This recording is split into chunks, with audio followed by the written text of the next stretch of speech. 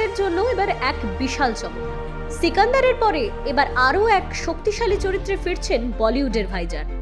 এইবার তিনি পর্দায় হাজির হচ্ছেন ভারতীয় সেনার বীর যোদ্ধা রূপে কর্নেল বি সন্তোষ বাবুর ভূমিকায় নতুন ছবি ব্যাটল অফ গালওয়ানে।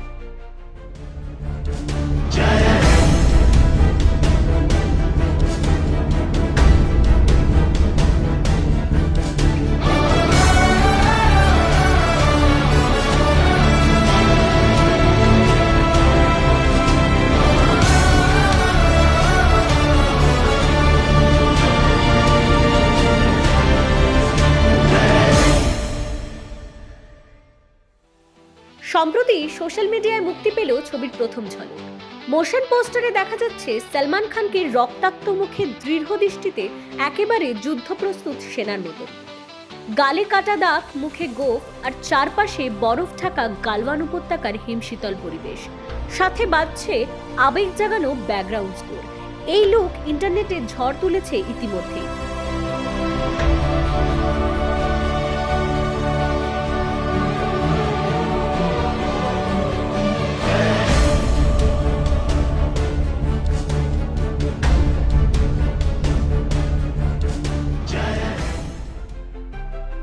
2020 সালের 15 ও 16 জুন গালওয়ান উপত্যকায় সংঘটিত হয়েছিল এক ভয়ঙ্কর মুখোমুখি সংঘর্ষ। ভারত ও চীনের সেনারা কোনো গুলি ছাড়াই পাথর ও লাঠি নিয়ে যুদ্ধ করেছিল সমুদ্রপৃষ্ঠ থেকে প্রায় 15,000 ফুট উপরে।